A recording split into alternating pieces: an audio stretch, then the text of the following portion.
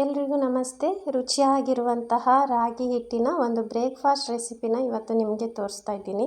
ರಾಗಿ ಹಿಟ್ಟಿಂದ ಎಷ್ಟೊಂದು ಬ್ರೇಕ್ಫಾಸ್ಟ್ ರೆಸಿಪಿನ ಮಾಡಿರ್ತೀರ. ಇವತ್ತಿನ ಈ ರೆಸಿಪಿನ ಖಂಡಿತವಾಗಿ ಟ್ರೈ ಮಾಡಿ ನೋಡಿ.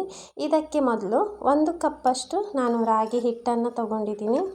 ಯಾವ ಕಪ್ಪನ್ನು ಬಳಸ್ತೀರೋ ಅದೇ ಕಪ್ಪನ್ನು 2 ಮೆಷರ್ಮೆಂಟಿಗೆ ಬಳಸಿ. 1 ಕಪ್ ಅವಲಕ್ಕಿಯನ್ನು ತೊಗೊಂಡಿದ್ದೀನಿ ನಾನು. ಯಾವುದೇ ಅವಲಕ್ಕಿ ತೊಗೊಳ್ಬೋದು, ಗಟ್ಟಿ ಅವಲಕ್ಕಿ ತೊಗೋಬೋದು, ತೆಳು ಅವಲಕ್ಕಿ ತೊಗೋಬೋದು. ನಂತರ ಅರ್ಧ ಇಂಚಷ್ಟು ಶುಂಠಿ, 2 ಹಸಿಮೆಣಸನ್ನು ಹೆಚ್ಚಿಬಿಟ್ಟು ಹಾಕ್ಕೊಂಡು ಒಮ್ಮೆ ನೀರು ಹಾಕದೆ ಹಾಗೇ ಅದನ್ನು ಗ್ರೈಂಡ್ ಮಾಡ್ಕೋಬೇಕು. ನಂತರ ಸ್ವಲ್ಪನೇ ನೀರು ಹಾಕ್ಕೊಂಡು ಅದನ್ನು ಚೆನ್ನಾಗಿ ಗ್ರೈಂಡ್ ಮಾಡಿಕೊಂಡು ಒಂದು ಬೌಲ್ಗೆ ಹಾಕ್ಕೊಳ್ತಾ ಇದ್ದೀನಿ.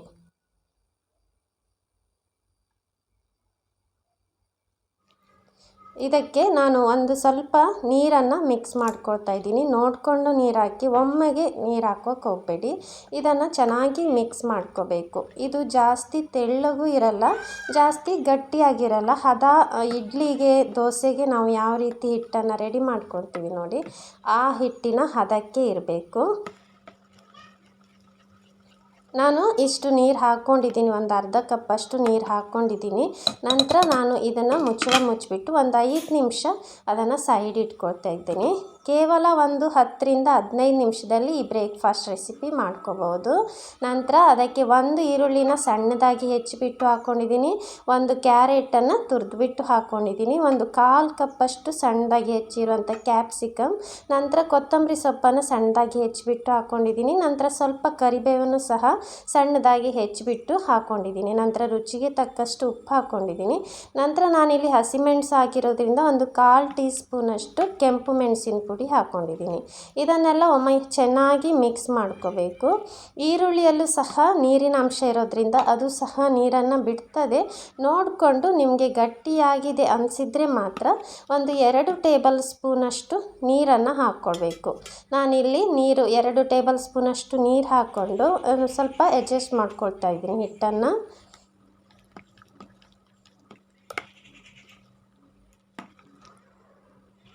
ಚೆನ್ನಾಗಿ ಮಿಕ್ಸ್ ಮಾಡ್ಕೊಂಡ ನಂತರ ಇದಕ್ಕೆ ಒಂದು ಟೀ ಸ್ಪೂನಷ್ಟು ಬೇಕಿಂಗ್ ಸೋಡಾ ಹಾಕ್ಕೊಳ್ತಾ ಇದ್ದೀನಿ. ಸೋಡಾ ಹಾಕಬೇಕಾಗುತ್ತೆ, ತುಂಬ ಚೆನ್ನಾಗಿ ಬರಬೇಕಂದ್ರೆ ಸೋಡಾ ಹಾಕ್ಕೋಬೇಕು. ನಂತರ ಒಂದು ಅರ್ಧ ಹೋಳಿನ ಲಿಂಬೆಹಣ್ಣಿನ ರಸ ಹಾಕ್ಕೊಳ್ತಾ ಇದ್ದೀನಿ.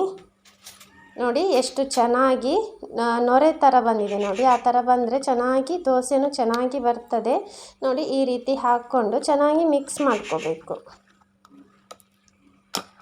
ನೋಡಿ, ಹಿಟ್ಟು ರೆಡಿ ಆಯಿತು. ಇದು ಇನ್ಸ್ಟೆಂಟಾಗಿ ಮಾಡುವಂಥ ಬ್ರೇಕ್ಫಾಸ್ಟ್ ರೆಸಿಪಿ. ನಂತರ ನಾನು ಈ ರೀತಿ ಬಾಣಲೆ ಇಟ್ಕೊಂಡಿದ್ದೀನಿ. ಅದಕ್ಕೆ 1 ಟೇಬಲ್ ಸ್ಪೂನಷ್ಟು ಎಣ್ಣೆ ಹಾಕ್ಕೊಂಡು ಸ್ವಲ್ಪ ಹೆಚ್ಚಿರುವಂಥ ಈರುಳ್ಳಿ, ಕ್ಯಾರೆಟ್ ಹಾಗೂ ಸ್ವಲ್ಪ ಕೊತ್ತಂಬರಿ ಸೊಪ್ಪನ್ನು ಹಾಕ್ಕೊಳ್ತಾ ಇದ್ದೀನಿ. ನಂತರ ಹಿಟ್ಟನ್ನು ಹಾಕ್ಕೊಳ್ತಾ ಇದ್ದೀನಿ. ನಿಮ್ಮ ಹತ್ರ ಈ ರೀತಿ ಬಾಣಲೆ ಇಲ್ಲ ಅಂದರೆ ದೋಸೆ ತವದಲ್ಲೂ ಸಹ ಮಾಡ್ಕೋಬೋದು. ನಂತರ ಮೇಲ್ಗಡೆನೂ ಸ್ವಲ್ಪ ತುರಿದಿರುವಂತಹ ಕ್ಯಾರೆಟ್, ಈರುಳ್ಳಿ ಹಾಗೂ ಸಣ್ಣದಾಗಿ ಹೆಚ್ಚಿರುವಂಥ ಕೊತ್ತಂಬರಿ ಸೊಪ್ಪು, ನಂತರ ಕೊನೆಯದಾಗಿ ಸ್ವಲ್ಪ ನಾನು ಇದಕ್ಕೆ ಬಿಳಿ ಎಳ್ಳನ್ನು ಈ ರೀತಿ ಹಾಕ್ಕೋತಾ ಇದ್ದೀನಿ. ತುಂಬ ಚೆನ್ನಾಗಿ ಕಾಣಿಸುತ್ತೆ, ರುಚಿನೂ ಹಾಗೆ ಎಳ್ಳಿನ ರುಚಿ ತುಂಬ ಚೆನ್ನಾಗಿರುತ್ತೆ. ನಂತರ ಇದನ್ನು ಸಣ್ಣ ಉರಿಯಲ್ಲಿ ಬೇಯಿಸ್ಕೋಬೇಕು. ದೊಡ್ಡ ಉರಿಯಲ್ಲಿ ಬೇಯಿಸ್ಕೊಂಡ್ರೆ ಮಧ್ಯ ಚೆನ್ನಾಗಿ ಬೇಯಲ್ಲ. ಅದಕ್ಕೆ ಸಣ್ಣ ಉರಿಯಲ್ಲಿ ಇಟ್ಕೊಂಡು ಬೇಯಿಸ್ಕೋಬೇಕು. ನೋಡಿ, ಮೇಲೆಲ್ಲ ಚೆನ್ನಾಗಿ ಬೆಂದ ನಂತರ ಅದನ್ನು ಇನ್ನೊಂದು ಕಡೆ ಬೇಯಿಸ್ಕೋಬೇಕು. ತುಂಬ ಇನ್ಸ್ಟೆಂಟಾಗಿ ಮಾಡ್ಕೋಬಹುದು. ಒಂದು 10ರಿಂದ 15 ನಿಮಿಷದಲ್ಲಿ ಅದನ್ನು ರೆಡಿ ಮಾಡ್ಕೋಬಹುದು. ನಂತರ ಮೇಲ್ಗಡೆಯಿಂದ 1 ಟೀ ಸ್ಪೂನಷ್ಟು ಎಣ್ಣೆನ ಹಾಕ್ಕೊಂಡಿದ್ದೀನಿ ಅಷ್ಟೇ. ಕಡಿಮೆ ಎಣ್ಣೆಯಲ್ಲಿ ಹೆಚ್ಚು ರುಚಿಯಾದ ಒಂದು ಬ್ರೇಕ್ಫಾಸ್ಟ್ ರೆಸಿಪಿ, ಆರೋಗ್ಯಕ್ಕೂ ತುಂಬಾ ಒಳ್ಳೆಯದು. ಇದಕ್ಕೆ ನಿಮ್ಮದೇ ಆದ ಯಾವುದೇ ತರಕಾರಿಯನ್ನು ಹಾಕ್ಕೊಂಡು ಇದನ್ನು ಮಾಡ್ಕೋಬೋದು.